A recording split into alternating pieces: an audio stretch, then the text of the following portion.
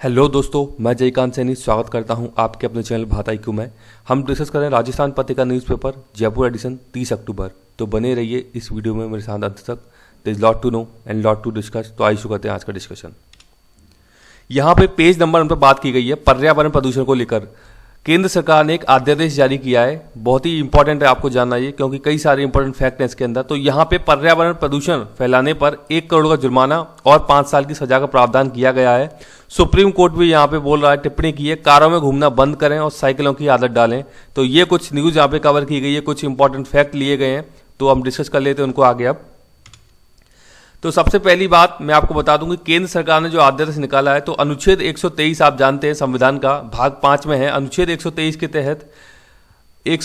तहत अध्यादेश जारी करने की शक्ति राष्ट्रपति के पास होती है। इसका मतलब ये होता है कि जब भी हम कोई कानून लेके आते हैं, एक होता है स्थायी कानून, एक होता है अस्थायी कानून। तो स्थायी कानून जो होता है वो संसद से निकल करके फिर राष्ट्रपति के हस्ताक्षर होते हैं, उसको हम कहते हैं स्थायी कानून। लेकिन जो अस्थायी कानून होते हैं कुछ समय के लिए, कुछ व्यवस्थाओं को चलाने के लिए, तो उसको हम बोलते हैं अध्यादेश। आप याद रखिएगा, अस्थायी कानून या अध्यादेश ही बोल सकते हैं इसे हम। ये संसदीय प्रक्रिया से नहीं गुजरता है, ये केवल जो मंत्री परिषद है वो रिकमेंडेशन देगी राष्ट्रपति महोदय को, वो वहां पे इसको साइन कर देते हैं और इस प्रकार से अध्यादेश निकल जाता है। तो अनुच्छेद 123 के तहत राष्ट्रपति जी को अध्यादेश देने की शक्ति है, ये इंपॉर्टेंट चीज है। पर्यावरण प्रदूषण करने पर मैंने आपको बताया 1 करोड़ का जुर्माना और 5 साल की सजा, मतलब बहुत ही हैफ्टी पेनल्टी रखी हुई है और 5 साल की सजा का भी प्रावधान यहाँ पे किया गया है। तो बहुत बड़ी बात हो जाती है, मतलब बहुत ही सक्रिय है सरकार पर्यावरण प्रदूषण को लेकर के। तो ये सारी की सारी चीजें यहाँ पे की है इन्होंने। तो इसमें क्या क्या चीजें आएंगी, तो यहाँ पे दिल्ली एनसीआर में क्या होगा कि नए आयोग का गठन किया जाएगा इस अध्यादेश के तहत। मतलब एक नया आयोग बनाया जाएगा जो कि इन सब चीजों को डील करेगा। तो ये अभी घटक सामने आएंगे आगे, जो आगे के देखे जाएंगे, लेकिन ये नए आयोग की बात की गई है जो कि बनाया जाएगा। अब यहाँ पे कौन कौन से एरियाज आएंगे, तो 5 राज्य इसमें आएंगे, यूपी, हरियाणा, पंजाब, राजस्थान व दिल्ली। दिल्ली इस आयोग का हेडक्वार्टर बनाया जाएगा, क्योंकि ये 4 मेजर एरियाज हैं जहाँ से कि पर्यावरण प्रदूषण हो जाता है। और दिल्ली में तो है ही है खैर, क्योंकि यहाँ पे पॉल्यूशन गाड़ियों और इनकी वजह से होता है। इतनी ज़्यादा इंडस्ट्रीज बची नहीं है अभी दिल्ली के अंदर। तो मेजर यहाँ पे रहेगा इसका इम्पैक्ट यूपी, हरियाणा, पंजाब, जो भी एनसीआर के एरिया में आते हैं। तो ये सारे के सारे इसमें कवर किए जाएंगे। अब यहाँ पे क्या होगा कि एक अथॉरिटी थी पहले, environment pollution prevention and control authority, नाम याद रखिएगा आप, EPCA से बोलते हैं हम। 1998 में इसे बनाया गया था। अब ये बताया जा रहा है कि ये जो आयोग बन जाएगा वो इसे रिप्लेस कर देगा, इस अथॉरिटी को। किसको? Environment pollution prevention and control authority, जिसे 1998 में बनाया गया था। इसके अलावा एक चीज और देख लीजिए आप, पर्यावरण संरक्षण कानून आपको पता होना चाहिए, 1986 में इसको बनाया गया था। तो ये कानून भी आपसे पूछा जा सकता है एग्जाम के अंदर कि पर्यावरण संरक्षण कानून कब बनाया गया, तो 1986 में ये कानून बनाया गया था। नए आयोग के निर्णयों को NGT में चुनौती दी जा सकेगी। NGT में कुछ दिन पहले आपको डिस्कस करके चुका हूं, 2-3 दिन पहले ही। NGT नेशनल ग्रीन ट्रिब्यूनल 2010 में बनाया गया था। नेशनल ग्रीन ट्रिब्यूनल जो है, तो ये प्राकृतिक जो न्याय होते हैं, नेचुरल जस्टिस के ऊपर ये काम करता है पूरा का पूरा। सिविल कोर्ट जैसी पावर रहती है इसके पास। इसके 4 जोनल ऑफिसेज मैंने आपको बताए थे, तो वो ऑफिसेज कहाँ कहाँ पे स्थित है मुझे कमेंट बॉक्स में कमेंट करके बताइए आप। इसके अलावा दिल्ली सरकार एक ऐप लेके आई है, वो है दिल्ली ऐप, ग्रीन दिल्ली। इस ऐप का नाम है ग्रीन दिल्ली ऐप, लेके आई है पर्यावरण प्रदूषण को लेकर के। और यहाँ पर दिल्ली में पटाखे चलाने पर 1 लाख का जुर्माना भी कर दिया गया अभी। तो ये भी बड़ी बात हो जाती है कि मतलब कितनी अवेयर है सरकारें इस चीज़ को लेकर के, दिल्ली सरकार। तो ये अच्छी बात है, इस प्रकार के इन्होंने जो जुर्माने लगाए हैं 1 लाख रुपए का। इसके अलावा एक और चीज़ आती है यहाँ पे, CPCB की, सेंट्रल पॉल्यूशन कंट्रोल बोर्ड। ये भी बहुत ही इंपॉर्टेंट बॉडी है। मुझे ये बताइए, CPCB का गठन किस एक्ट के तहत किया गया है? वो एक्ट कब आया था, किस एक्ट के तहत? CPCB जो बॉडी है, बहुत ही इंपॉर्टेंट बॉडी है पॉल्यूशन को लेकर के इंडिया के अंदर, इसका गठन किस एक्ट के तहत किया गया? कमेंट बॉक्स में कमेंट करके जल्दी से बताइए। तो यहाँ पे कुछ और इंपॉर्टेंट चीजें देख लेते हैं हम, जब प्रदूषण की बात हो रही है, पर्यावरण प्रदूषण की। तो यहाँ पे एक इंपॉर्टेंट ऐप है, सफर ऐप। इसका नाम आपको पता होना चाहिए, फुल फॉर्म भी पता होना चाहिए। सफर का फुल फॉर्म है system of air quality and weather forecasting and research. मतलब कि एयर क्वालिटी करती है और वेदर की फोरकास्ट भी करती है। ये जो ऐप है इसको बोलते हैं सफर ऐप। तो इसको बनाया किसने? इसको बनाया Indian Institute of Tropical Meteorology, IITM Pune ने बनाया इसको। और इसको ऑपरेशनलाइज किया जाता है इंडियन मीटरोलॉजिकल डिपार्टमेंट, IMD जो है। तो इन दोनों के द्वारा ये चीजें की गई हैं, इंपॉर्टेंट चीजें हैं। ये क्या मापने का काम करता है? Measuring quality of metropolitan city, जो भी मेट्रोपॉलिटन सिटी होती है उनकी क्वालिटी मापने का काम करता है ये एयर क्वालिटी को लेकर के। तो ये सारी की सारी चीज़ें सफ़र, आप जो सफ़र ऐप है इसको आप याद रखिएगा, फुल फॉर्म आपसे पूछी जा सकती है। ये जो सारा का सारा चीज़ें हैं ये मिनिस्ट्री ऑफ अर्थ साइंस के अंतर्गत आती हैं, ये सारी की सारी चीज़ें जो हम बात कर रहे हैं अभी। अब इसमें सफ़र जो है, सफ़र ऐप जो बनाया गया उसको लिंक कर दिया गया है एयर क्वालिटी इंडेक्स से, ये आपको पता होना चाहिए। तो सफ़र एक ऐप है, उससे एयर क्वालिटी इंडेक्स के साथ इसको लिंक कर दिया गया है। एयर क्वालिटी इंडेक्स को डेवलप करने का काम किया था आईआईटी कानपुर ने 2014 में। इसके बारे में भी आपको पता होना चाहिए कि एयर क्वालिटी इंडेक्स किसने डेवलप किया है, आईआईटी कानपुर ने 2014 में। तो सफ़र ऐप को इसके साथ लिंक कर दिया है, तो यहाँ से डेटा लेता है ये, इसके बेसिस पे चीज़ों को जारी करता है। अब एयर क्वालिटी इंडेक्स में 8 पैरामीटर लिए गए, ये बहुत ही इंपॉर्टेंट है, पूछे जा सकते हैं आपसे ऑब्जेक्टिव टाइप प्रश्न में। तो यहाँ पे ग्राउंड लेवल ओजोन, जिसको O3 की हम बात करते हैं, पहला।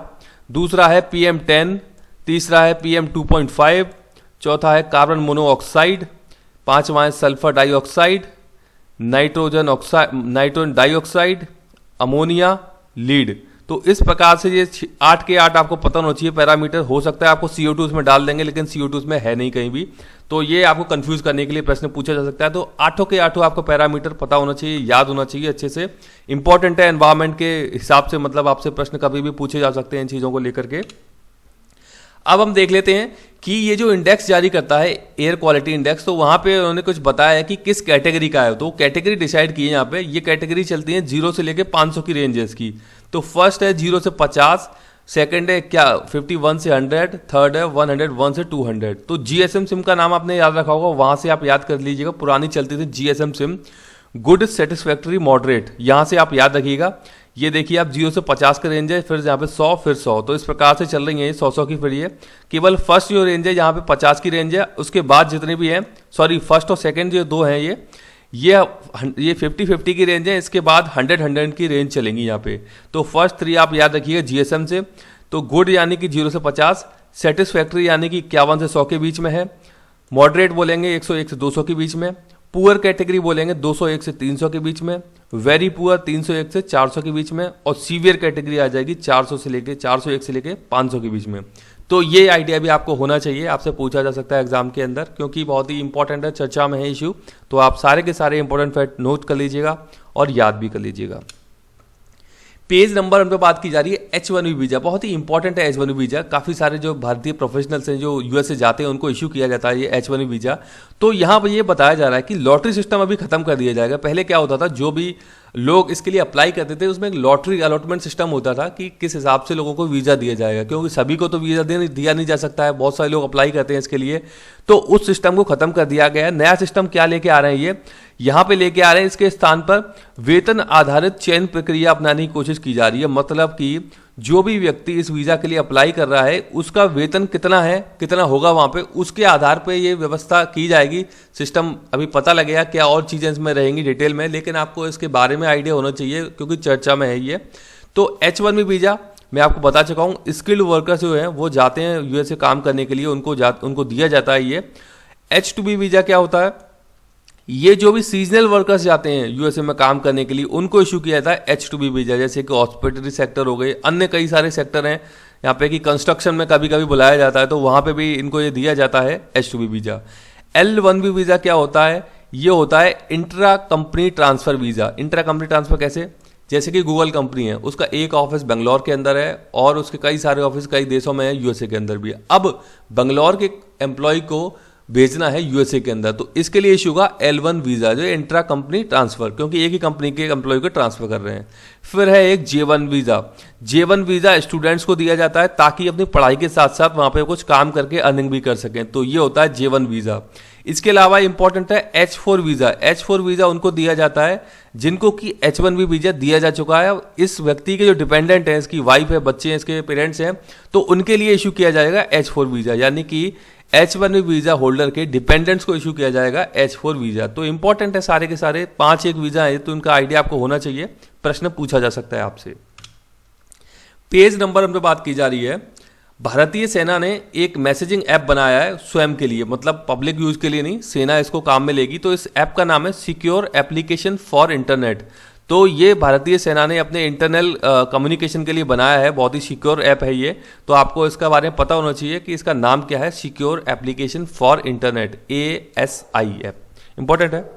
पेज नंबर उन पर बात की जा रही है, ये क्या बात की जा रही है, ये बात की जा रही है कोविड-19 के लिए कुछ दवाओं का इस्तेमाल किया जा रहा है, इसका नाम है रेमडेसिविर, फेविपिराविर। तो इसको लेकर के एक व्यक्ति हैं, इन्होंने बात की है, एक दायर की है याचिका सुप्रीम कोर्ट में कि इस पे बैन लगाया जाए। इसको लेकर के कोई वैध लाइसेंस किसी को नहीं दिया गया है, इसका मतलब धड़ल्ले से प्रयोग किया जा रहा है कोविड-19 को ठीक करने के लिए, रेमडेसिविर का और फेविपिराविर का। तो इन दोनों दवाओं के आपको नाम जरूर पता होना चाहिए, पूछे जा सकते हैं कि इनका संबंध किस बीमारी से रहा था, तो इंपॉर्टेंट बन जाता है क्योंकि इसके लिए याचिका भी दायर हो चुकी है और पहले भी इससे संबंधित कुछ इंपॉर्टेंट न्यूज आ चुकी हैं। तो दोनों की दोनों मेडिसिन आपको पता होना चाहिए। पेज नंबर 3 पे बात की जा रही है, जोधपुर IIT ने एक बहुत ही इंपॉर्टेंट डेवलपमेंट किया है। तो यहां पता है कि लोहे पर लगने वाली जंग, जिसे कि हम नासूर समझते हैं एक प्रकार से, मतलब बहुत ज्यादा नुकसान करती है जंग, तो उसका बेहतरीन प्रयोग किया है उसने और विशेष मटेरियल का निर्माण कर दिया है, विशेष मेटल का निर्माण किया है, जिससे क्या करेंगे, अब ये लड़ाकू विमान जो होते हैं भारतीय सेनाओं के, उसमें दुश्मन के रडार से ये बचाएगी। मतलब इसका निर्माण की, इसका प्रयोग किया जाएगा, ये विशेष मटेरियल बनाया गया है जंग से, इस मटेरियल को यहाँ पे लड़ाकू विमानों पर लगाया जाएगा, जिससे कि दुश्मन के जो रडार हैं उसकी रेंज में नहीं आएंगे हमारे विमान। तो ये बहुत ही अच्छी बात है। एक आपको पता होगा कि लोहे पर लगने वाले जंग से बचाने के लिए हम रेड ऑक्साइड भी करते हैं, आपको पता होगा, घरों में हम करते हैं, अपने जो भी लोहे के सामान है जैसे कूलर, पंखे इत्यादि ऐसी चीजें हैं, कुछ गेट्स हैं जैसे कि लोहे के बने हुए, तो उनको जंग से बचाने के लिए हम रेड ऑक्साइड का प्रयोग भी करते हैं ताकि जंग से बचे रहें। तो वहां पर उसका बेहतरीन प्रयोग किया है जोधपुर IIT ने। तो heads of for Jodhpur IIT, इस प्रकार के प्रयोग ये लोग करते रहते हैं। अच्छी बात है, शान की बात है राजस्थान के लिए कि ऐसे ऐसे प्रयोग कर रहे हैं जो कि मतलब लोगों के लिए एक प्रकार से लोग इसे हेट करते हैं, मतलब घृणा करते हैं इस जंग से, मतलब तो उनका इस प्रकार से बेहतरीन प्रयोग किया है जोधपुर IIT ने। तो ये यहाँ पे न्यूज इसकी कवर की गई है। देखते हैं आगे, पेज नंबर 3 पे बात की जा रही है। ये क्या बात की जा रही है, गुजरात व राजस्थान को संयुक्त रूप से मसाले का कटोरा कहा जाता है। ये बड़ी ही अच्छी न्यूज मेरे को पता लगी है। तो यहाँ पे बात ये की जा रही है कि स्पाइस बोर्ड ने ये बात की है, सौंफ और जीरे को लेकर के 100% ऑर्गेनिक, मतलब जो उसकी खेती की जाएगी ऑर्गेनिक रूप से, मतलब ये बात की जा रही है। स्पाइस बोर्ड ने ऐसा बोला है कि ऐसे प्रयास अब हम आगे करेंगे। तो इसके संबंध में यहाँ पे चीजें बताई गई हैं और बताया गया कि गुजरात व राजस्थान को संयुक्त रूप से मसाले का कटोरा कहा जाता है।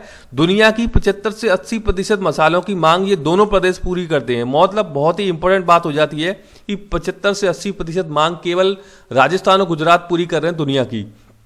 अब वाणिज्य और उद्योग मंत्रालय का स्पाइस बोर्ड है, इसने ये निर्णय ले लिया है कि सौंफ और जीरे की 100% जो खेती होगी वो ऑर्गेनिक तरीके से होगी। तो ये बेहतरीन बात है, अच्छी बात है कि हम ऑर्गेनिक को यूज कर रहे हैं। मेरा आपसे यहाँ पे प्रश्न है, कमेंट बॉक्स में कमेंट करके बताइए कि आपके जिले जहां से भी आप निवास करते हैं उसमें प्रमुख फसल कौन सी बोई जाती है, या जिसके लिए फेमस है वो प्रमुख फसल कौन सी है। कमेंट बॉक्स में कमेंट करके बताइए, सभी बताइएगा आप मुझे। पेज नंबर 3 पे बात की जा रही है, यहां बात की जा रही है EPFO की। तो न्यूज में आपको दिखा देता हूं, ये न्यूज है, SBI ने एक रिपोर्ट प्रस्तुत की है। यहां बताया है कि EPFO में नए पंजीकरण संख्या बढ़ गई है, इसके अलावा जनधन खाते भी बढ़े हैं। तो प्रवासी मजदूर भेज रहे हैं अधिक पैसा, ये न्यूज आई है यहाँ पे, क्योंकि कोविड-19 के दौरान लोगों को ये पता लगा है कि किस प्रकार की परिस्थितियां लोगों के सामने आ गई, जिसके पास भी इस प्रकार की कोई फैसिलिटी नहीं है जहां से कि कुछ इनकम पैदा हो सके, क्योंकि सारे ही काम ठप पड़ गए थे। जैसे गवर्नमेंट जो एम्प्लॉयज है उनको पेंशन मिल रही थी तो उनका गुजारा चल रहा था ठीक से, लेकिन जो अनऑर्गेनाइज सेक्टर के लोग हैं, असंगठित क्षेत्र के जो लोग हैं, उनके लिए बहुत बड़ी समस्या खड़ी हो गई थी, क्योंकि रोज कमाते थे और रोज खाते थे। तो इस प्रकार से कहीं ना कहीं उन्होंने ये प्रयास किए कि इस प्रकार से EPFO में निवेश किया जाए, क्योंकि बेहतरीन एक व्यवस्था है ये, जो कि आपको मतलब आप जब उम्र दराज हो जाते हो तभी भी आपको ये हेल्प करती है, यहाँ से आपको कुछ ना कुछ पैसा मिलता रहता है। तो ये इसके रजिस्ट्रेशन बढ़ गए हैं। तो इस प्रकार की यहाँ पे न्यूज़ ये कवर की गई है। तो देख लेते हैं कुछ इंपॉर्टेंट फैक्ट इसके संबंध में हम लोग। EPFO, ये EPFO का जो गठन है ये एक एक्ट के तहत किया गया था 1952 में। EPFO pension provident fund organisation है EPFO। तो ये ministry of labour and employment के तहत आता है EPFO। ये एक तो इंपॉर्टेंट बात हो गई यहाँ पे। इसके अलावा है एक PFRDA 2003 में बनाया गया था। ये क्या है, pension fund regulatory development authority. ये एक्ट के तहत नहीं बनाई गई थी, ये केवल एक मतलब एक रिकमेंडेशन के तहत बना दी गई थी। ये जो ऑर्गेनाइजेशन है ये रेगुलेशन करने का काम करती है, PFRDA पेंशन को लेकर के और डेवलपमेंट का काम करती है। इसे 2003 में बना दिया गया। अब एक नेशनल प्रोजेक्ट लाया गया, इसका नाम था ओएसिस। तो ओएसिस की फुल फॉर्म क्या थी, old age income security in India. तो ये जो नेशनल प्रोजेक्ट था, इसने रिकमेंडेशन दी कि भारत में न्यू पेंशन सिस्टम आना चाहिए। आपको पता है पहले पेंशन सिस्टम अलग था, लेकिन 2004 में न्यू पेंशन सिस्टम एनपीएस आ गया 2004 में। तो अभी आप अगर पूछोगे किसी गवर्नमेंट एम्प्लॉय से, इसमें हालांकि प्राइवेट लोग भी आप मतलब अप्लाई कर सकते हो, पंजीकरण कर सकते हो एनपीएस स्कीम का फायदा लेने के लिए, लेकिन गवर्नमेंट सेक्टर में भी अब एनपीएस को प्रयोग किया जाने लगा है। पुरानी जो पेंशन व्यवस्था थी उसको खत्म कर दिया है। तो ओएसएस जो नेशनल प्रोजेक्ट था, इसने इसकी रिकमेंडेशन दी थी एनपीएस की। तो ये कुछ बेसिक जानकारियां हैं, इसके बारे में आपको आइडिया होना चाहिए। पेज नंबर 9 पे बात की जा रही है। ये क्या बात की जा रही है? खाद्यान्न और चीनी की पैकेजिंग जूट के थैलों में अनिवार्य। ये न्यूज कवर की गई है यहाँ पे।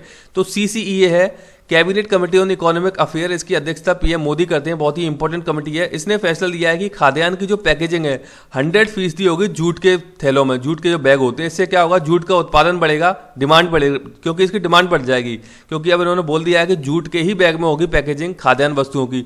और चीनी को बोला है कि 20% जो चीनी है उसकी पैकेजिंग भी जूट के थैलों में होगी। तो जूट को प्रमोट करने की बात की जा रही है, अच्छी बात है। इस प्रकार की चीजें की जा रही है। प्लास्टिक से बहुत ही बेहतरीन चीजें हैं।